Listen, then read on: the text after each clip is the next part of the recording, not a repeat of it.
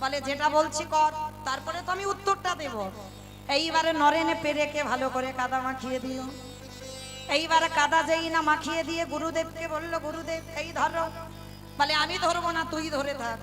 এইবার চম্মুকটা বলছে শোন, এবার চম্মুকটা নিয়ে ওই পেরেকের কাছে কাছে আন। যেই না কাছে কাছে এনেছে, বলে ঠাকুর তোমার মাথা ঠিক আছে তো? বলে কেন?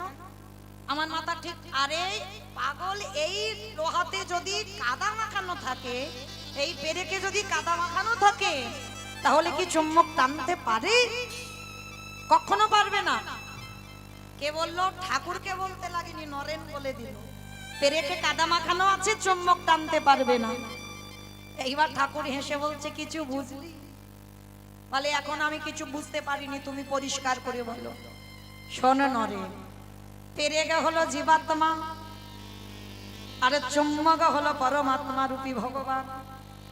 এই পরমাত্মা রূপী ভগবানে যে চুম্বক রূপী পেরেককে, হরি বল, ওই পেরেককে, জীবাত্মা রূপী পেরেককে টান দেবে।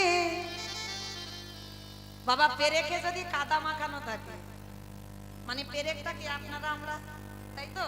আর চুম্বকটা কি আমার ভগবান, পরমাত্মা রূপী ভগবান। তাহলে আমাদের দেহে যদি কাদা মাখানো থাকে, কিসের কাদা? গাড়ি আমার, বাড়ি আমার, জায়গায় আমার, জমি আমার, বিষয় আমার, কাম কাঞ্চনে আসক্ত, বিষয়ে বিষয়ে আসক্ত, এগুলো কাদা বাবা। সবাই মেখে আছে, যারা বসে আছে, যারা দাঁড়িয়ে আছে, আমি কীর্তনিয়া সম্প্রদায়, সবাই কাদা মেখে আছি। তাহলে যতক্ষণ না এই কাদাটাকে ধোয়া হচ্ছে, ততক্ষণ কি চম্বক রূপী পরমাত্মা রূপী ভগবান কাম দিতে পারবে? তাহলে কাদা ধোয়াতে গেলে কি করতে হবে? জলের প্রয়োজন।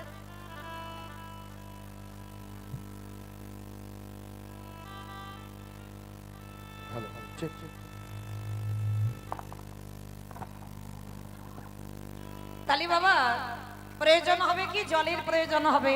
কিন্তু বাহ্যিক জগতের জল দিয়ে কোনদিনই বিষয় বৈভাবের কাদা ধোয়া যাবে না।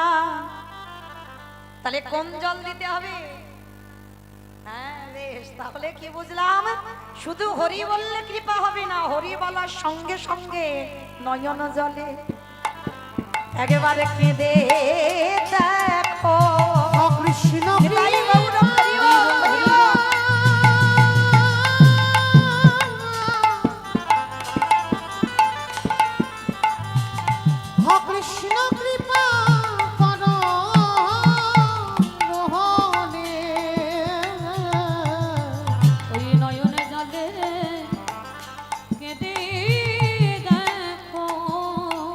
আসতে তাহলে কি বুঝলাম? নয়ন জল দিয়ে বাবা হরি নাম গাইতে হবে, হরি নাম শুনতে হবে। তারপরে তোমার এই হৃদয়ে যে কাদা মাখানো আছে, একটু একটু করে কাদাগুলো ধৌত হবে। আর যখনই পরিষ্কার ধৌত হয়ে যাবে, চুম্বক রূপী পরমাত্মা ভগবান অমনি টান দিয়ে তাকে চরণ তলে আশ্রয় দেবে। বুঝি ভকে তোমায় গৌর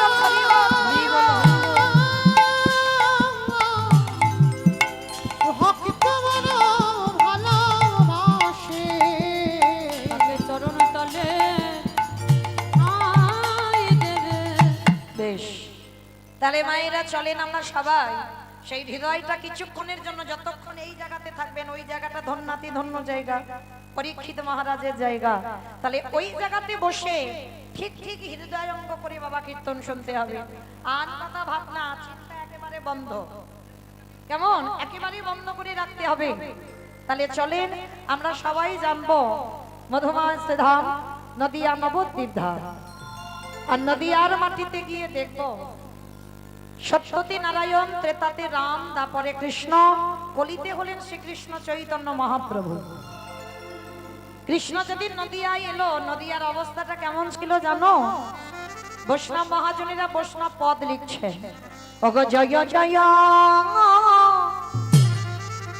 কলরব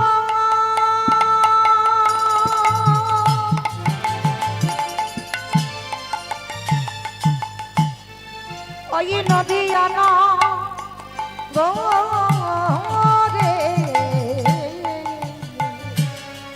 ওগো জয় জয়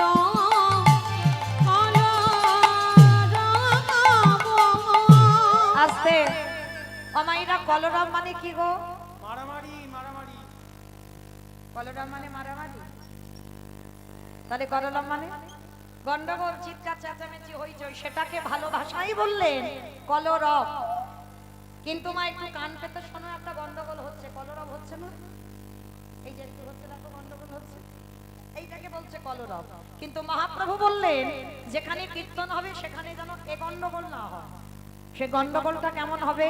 তিনটে ধ্বনি, শঙ্খধ্বনি, উলুধ্বনি, আর যাদের দুটো হাত আছে এসেছে হরিবাসরে, যাদের আসেনি বলবো না, কি মাইরা সবার আছে দুটো হাত?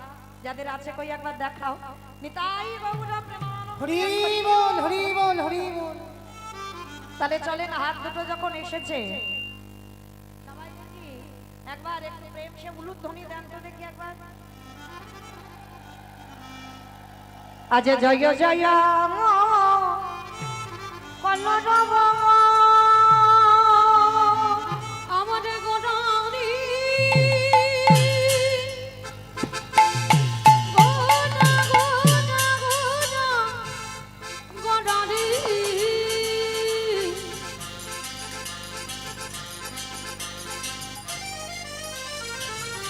গোড়া গোড়া গোড়া উলুধ্বনি মায়ের উলুধ্বনি গোড়া গোড়ারি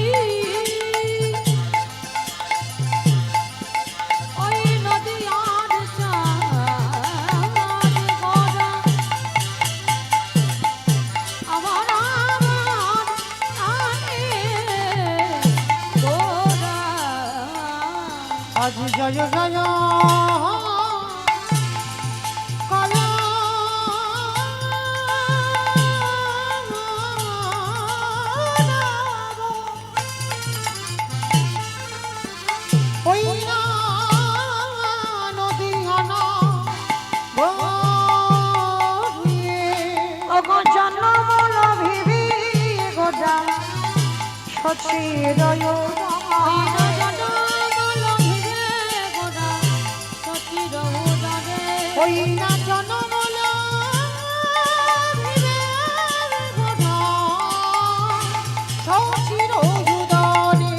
আমার নদী আতি গো ও দয়া খোলো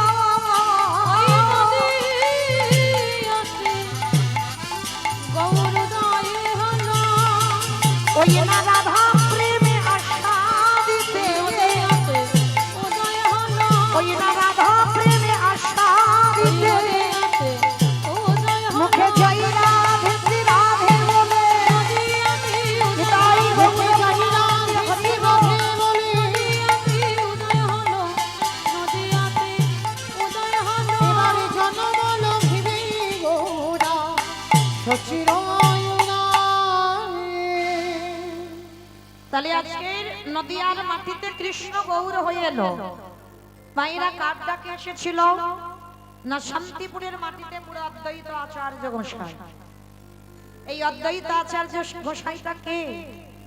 যিনি হলেন পরম বৈষ্ণব বাবা ভোলানাথ। এই ভোলানাথের একটা নাম হচ্ছে বাবা মৃত্যুঞ্জয়। বলো তো দেখি মা, মৃত্যুঞ্জয় কোন ঠাকুরকে বলে? কালী ঠাকুরকে বলে? মহাদেবকে। বেশ, শিব ঠাকুরের একটা নাম হচ্ছে মৃত্যুঞ্জয়। কেন মৃত্যুঞ্জয় বলা হলো? না সত্য ত্রেতা দ্বাপর, সত্য ত্রেতা দ্বাপর এই তিন যুগে আমার বাবার রূপ পরিবর্তন হয় না, কিন্তু কলিকালের মাটিতে ওই বাবা হয়েছেন অদ্বৈত আচার্য গোসাই। এই যে অদ্বৈত আচার্য গোসাই কেন হলো? মাইরা এই জায়গাটা একটু মন প্রাণ দিয়ে আস্বাদন করবেন কেমন? যিনি সত্যতে শিব হলো, ত্রেতাতে শিব হলো, দ্বাপরে শিব হলো, তিনি কলিতে অদ্বৈত আচার্য গোসাই হলো কেন? এই কেনর কথা জানতে গেলে আমাদের সবাইকে যেতে হবে বাবা একটু মহাভারত। এই মহাভারতে যুধিষ্ঠির মহারাজ করেছিল রাজস্বয় যজ্ঞ। আর এই রাজস্বয় যজ্ঞতে ভগবান কৃষ্ণ সবাইকে দায়িত্ব দিয়েছিল। আর যুধিষ্ঠির মহারাজ বলেছিল, কৃষ্ণ কৃষ্ণ